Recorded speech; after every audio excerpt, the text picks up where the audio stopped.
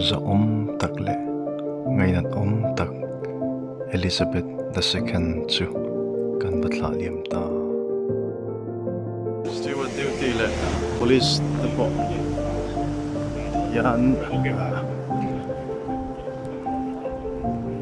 motor nam zut mai ni ei queen vui hun hi naktu ni som pakwa September sang ni le som ni pani chawhma dar som pakata Westminster Abbey-ah neinga chumi zo chuan chhunga dar lia Windsor Castle-ah St. George Chapel-ah an nei le dawn ani chuan Windsor Castle hi vuina ngainat ber le adu ber ania chen tamna ber po ati thayo me a tiang chuanin chumia chuan Queen Elizabeth II hi an vui liam dawn ani Lalnu zahawm tak Queen Elizabeth II in mual aliam na po ni sawm lawn reng maya chuan naktu September ni sawm pakwa sang ni le som ni pani chawhma dar sawm pakhat hian khawvel ram hrang hruaitu te an sawm bikte le lai ram chhunga hruaitu pawimawh tak te le mipui ten chuan Westminster Abbey-ah ropui takin an thlah liam dawn ani chuanin chumi Westminster Abbey-ah an thlah liam zawhnu chuan helai hmun tuna kan awmna lai Windsor Castle-ah hian chawhnu darli a chhunga sawn St. George Chapel a awma chumia chuan vuina hunserh manglenga yan chuan mipawimawh zual te nen lalnu zahawm tak mai hi an thlah liam a hun nung ber mangin yang hian an thlah liam dawn ni a thiatang voini thlengin ama za na le sunna pangpar tam tak mai so lama dalong bok lama da ani to a chuan hai voini thlengin tun thleng hianin pangpar run da tura run kalte lom zela naktuk lama po an lom zel tura kan ngai pota chan chu lalnu hi sun in za em ya chumi lantir so chumi lantir to chuan anan kalmek zel poka hei yang hianin kong tin maya hian steward tele police te in an veng thaem em maya naktuk lama pai chuan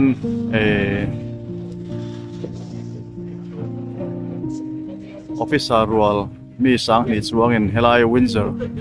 Castle let's vel te iton thlengin aniang chu lalnu vuina hunserh man chunga voina le thil dang thleng thei laka rerum thila ven himna lam security lam nasataka anbai tur thu po police officer hruaitu how to ten an sai to baka yang hianin hei tuna kan omna lai po hi tuna kan mu sami deute in hung song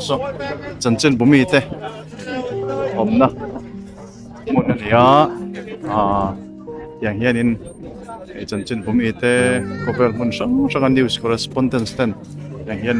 chanchin update ni nung ber te update tumin ma an veka chuan tuna po hian ta hian hei pakhat chimbu mi te journalist te le news reader te correspondent ten hian I'm post me kani happy news Associated Press ya chuan lama po hian Windsor Castle-ah hian chanchin nung bar update tumin ai buasai lom mek zel poka eng dei hei Eurovision tenia chuan EBU news chuan khanin lama po hian Sky News te le ABC CNN lam te chuan Fox News te khanin CBS te khanin NBC News correspondents te le journalist te khanin helai Windsor Castle kota hian chanchin IBBC International po man yan Windsor Castle kota hianin chanchin update nin nung berte update tumin anin post meka natukla page 1 helai vel hi chu under lui dona yan khanin achan chu somi achung tuna kan mu kongkha aluna ke pui chu ngalo lang super building so St. George Chapel ania so St. George Chapel ma son pangpar tam tak mai anda to papa ya son tu lama po anda le mek zel don ma ken sunin hei lai mun news correspondents tena antan mun helai an ngir ko na mun ania athi ni tang khan poi ni tlingin helai henin online ko lani yan chunga son tu chutah pi ama vuina hunserh tumni na antiang chu Westminster Abbey-ah un mangmasa nga ropui takin thlah nga chumi chu Windsor Castle chunga St. George Chapel-ah son pawimawh sualten Lalnu William don ani hian kan Lalnu zahawm tak mai le khawvela poina mel lar em mai in mual min liam na poini hi ni sawm chia anita chuanin tu hian ni sawm bakwa September sang ni le som ni pani hian Westminster Abbey le helai Windsor Castle-ah hianin St. George Chapel-ah an William don ani hian security la ilo bel po an uluk le maya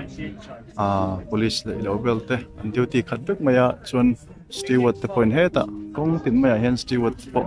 motor an oma khanin Lalnu hi hianin ropui taka thlah hi aphu ve reng ani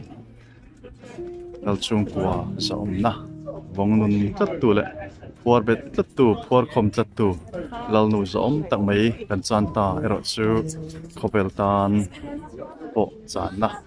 na sutak kati theini Lal Chhungkaw member tan chu ni lo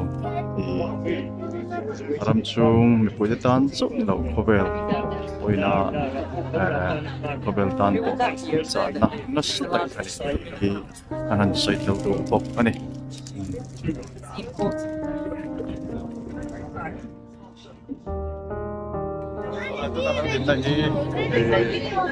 Castle nung ania chuan kan chawhela hian kan tin pullo ka hian news correspondents te an nom poka hian khawvela news chi sang mai correspondent ten hian chanchin tung berber te update tumin anin post mek mokani alam na lai tak hi Windsor Castle ania Queen Elizabeth II po kimia chung St. George Chapel-ah hian natuka William don ani una hunserh an pang don ani Westminster Abbey lama punan panzot nuin chanu dar lia kelai puna hianin Queen zahawm tak hi pawimawh sual tik ne le Lal Chhungkaw ten hianin ropui takin thaliamin an William don ani security po an uluk le maya airport style khanin ta hian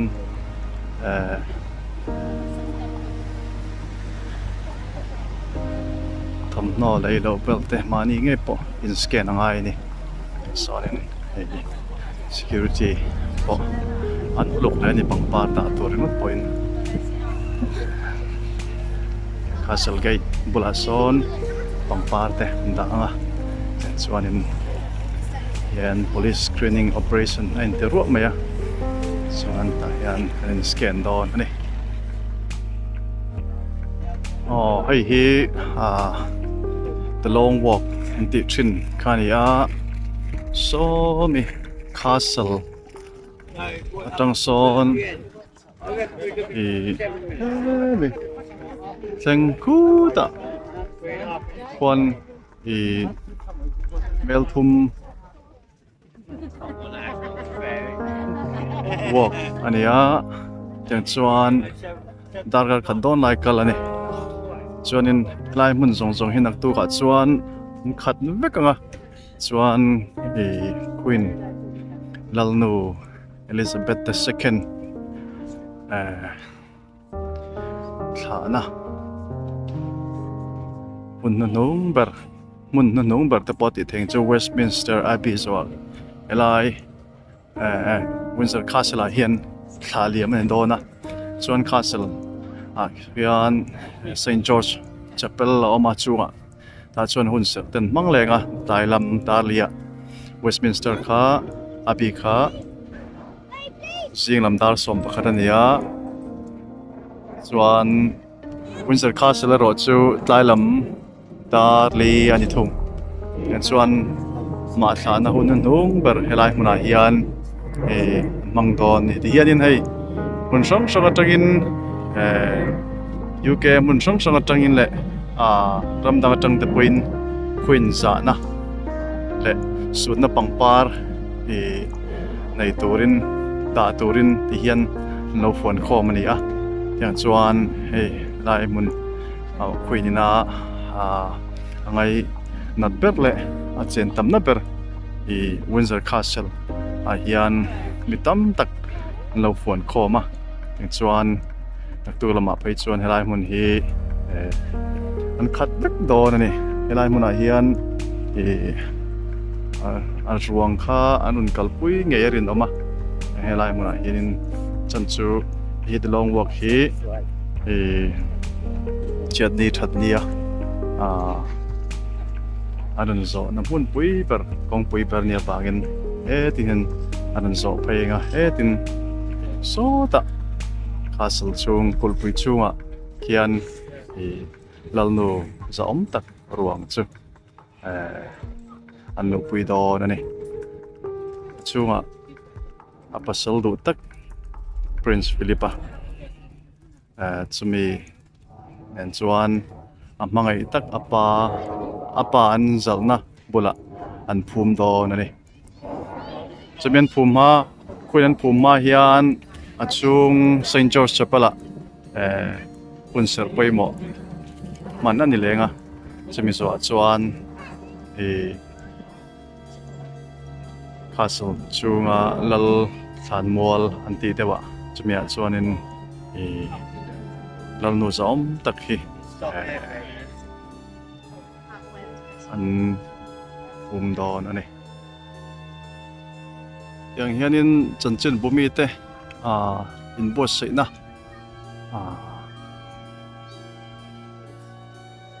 anasa le ti hriat te ya hian aton hian chanchin bumi ten hianin news update turin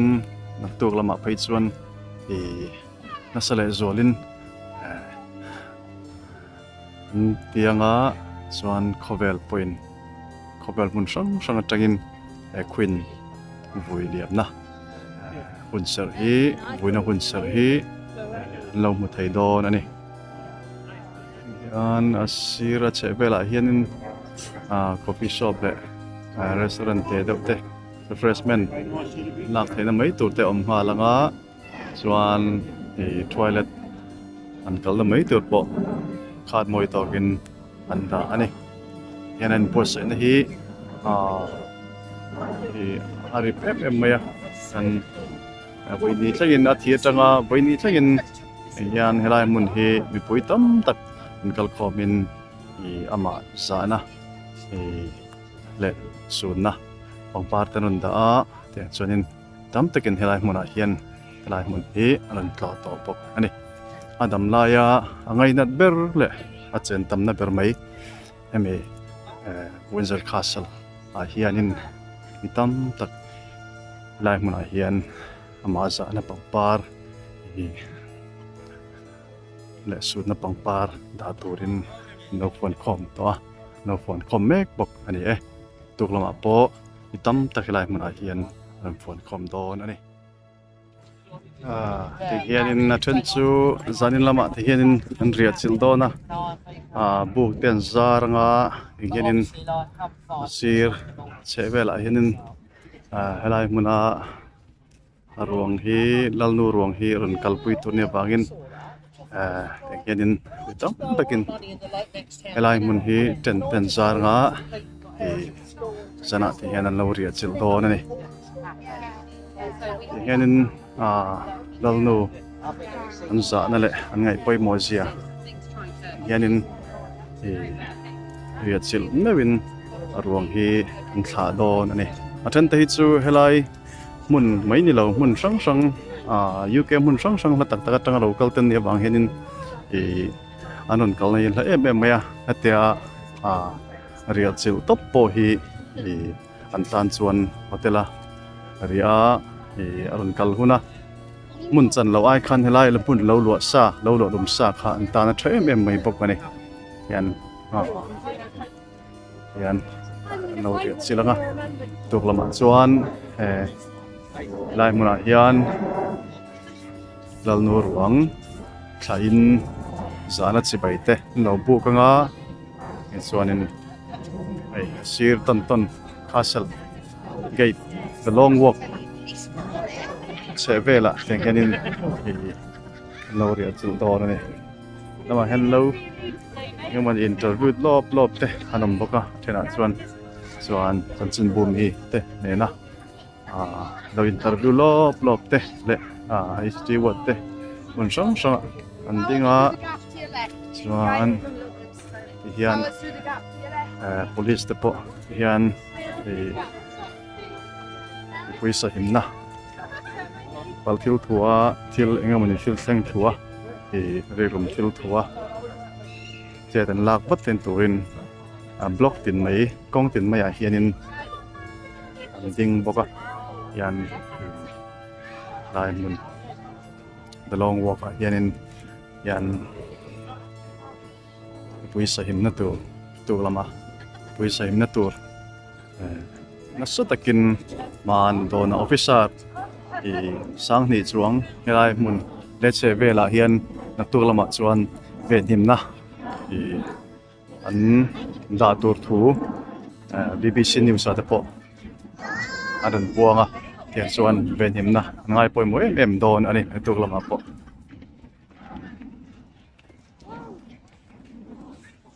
mipui sangtel asingtel anuaitel an kal khawm tur mi thleng khuan hun kal khawm tur ne wang khuanin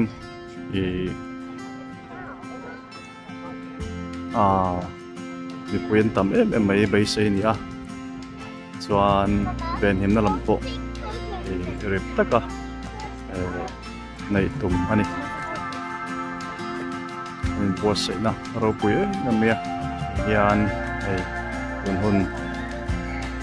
da kar thleng hianin mipuin ama queen zana le sunna pangpar nei turin harun da mek zela chuan London lama po arwangan da na mun tunan da arwangan da leilok na mun Westminster Hall a puitam takin ama zana le sunna entirin nei poka chuanin waiting time po minimum po dakar som pali yeni wangin kulam London lama chuan ka chukal kalawa he vuina ngainat em mai mun arwang ran namun to London tanganan po namun to le anzal mun to castle lama hian kalzo ila akuzor nga hian tuna hian Windsor Castle at chhawhela hian kuala mipui em official ho te chawel te yang an mu thei hi ban ai tak tak zet ani khuin hun hum ber mai tu September ni som kwa sang ni som ni pani chawhnu dar lia helai mala hian khuin vuina hunserh hum ber chu nei ani do ni Westminster Abbey-ah jing dar som pakhata khawvel ram sang tu pawimawh tak te nen le mi pawimawh tak te nen hian an nei masanga chumi zo chuan helai mun na hianin mun pawimawh tak mai helai mun na hian urhsun na vuina hunserh hum ber mangdon ani man tur hi St George Chapel chuang hian St George Chapel ta chuan hian zahna le sudna pangpat po daran damek sela hian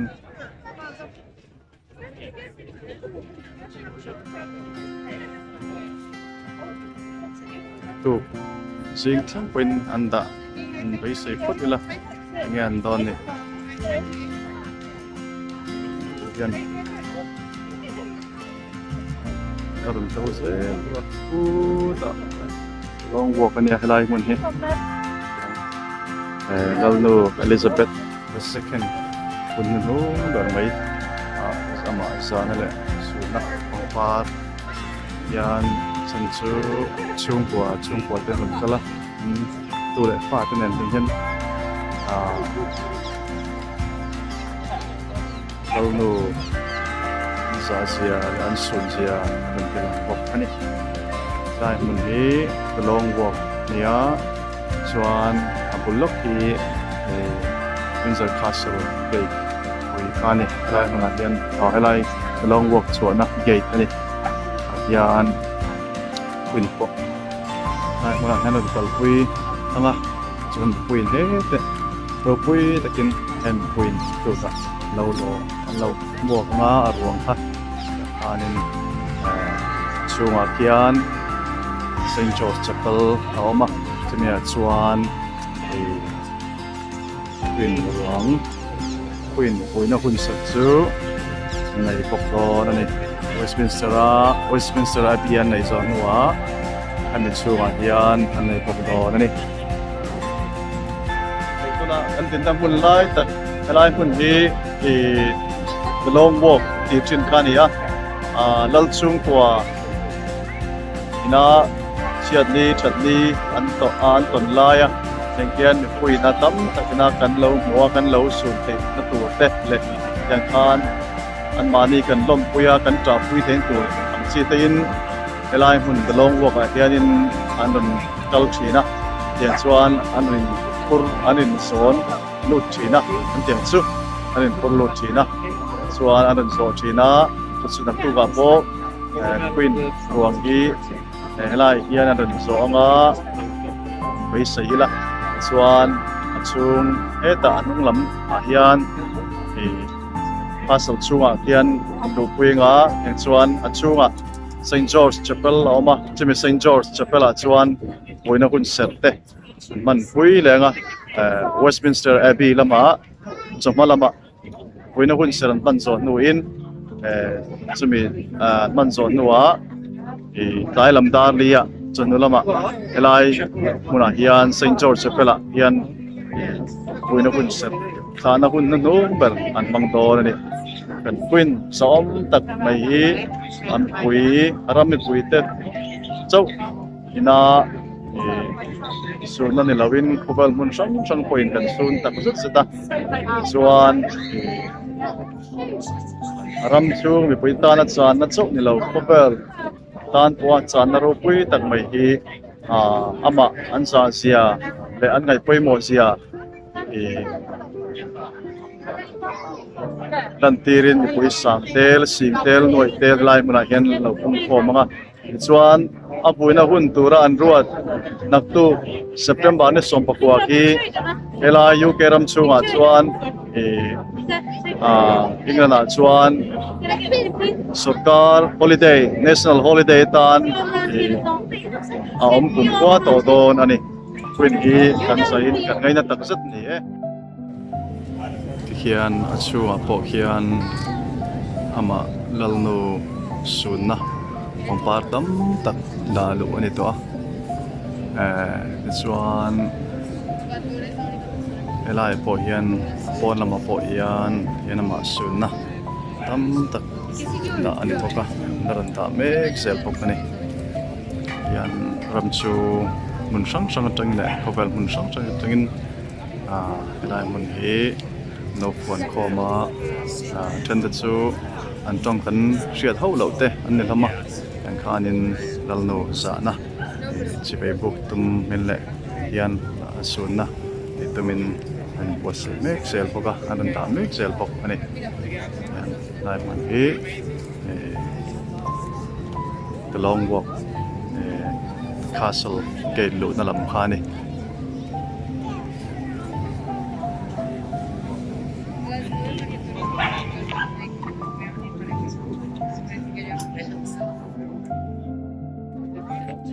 par da na munte kalton in na ian on lam nai to do na castle gate bul lama phei lenga chuan in lam pan to do na ni yan kalam le hong lam lain sul pel zut maya queen kan ngai pawimawh sia le ngai tu sia ko alang chiang le in sia ni Salama le toa mipui ro chu lari lui maya hian kallam le honglam lain sul pel zut maya hian hei ta steward tele police duty te anom reng boka chuan sami kai pui sa son kai pui oma sami chuwa son ruang hi an ropui hari namani chuan lalnu zahawm tak Elizabeth II hian aram mipui tan kumsom sari ro arela chuan British history chuanin rorel ber ramtana rorel ber ania chuan khovel zong chuan ram pakhatana rorel ber tu ani thungani khovel huap zong chuan yan lalnu Elizabeth II hi sangkhat chakwa le somni parukhan ro pianga chuan nai sangni le somni pani September neriat khan mual mendim santa ani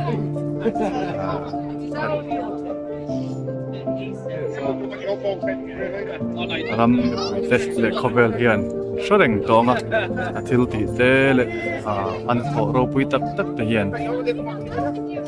te hi khovel hian an shreng to don ani lalnu Queen Elizabeth II mantra ini Lalnu Elizabeth II thi thu in darkar ni khat lek chungin mipui khazat kha ko khom ania heti khop hian animo kan lalnu hi kan lo ngai sana kan lo mangai ni ti te po min ngai to ti rani engdang wang ni lovin Lal Chhungkaw omna phum tu ber ani musia lalnu hian Lal Chhungkaw royal family zahawm na hi vuan tlat lo sela chuan aram mipui te hian heti khop hian kan ngai sang lo mai the ni ti hi ka soinon on tiang ram ni tla seng lo varorel tu anni na pia lama British Empire hun azawhnu po win thlenga British tu pakhat chu Lal Chhungkaw te hi anni ati thei viau ome chuwangin Lalnu Elizabeth II thina hi aram chung mipui te le asangoi zon pui te tan chowa channa ani mai lova khawvel tan poa channa na satak ani ati thei bokang adam laya athil ti ero chuan hriat reng alo to don ani Lalnu Elizabeth II mantra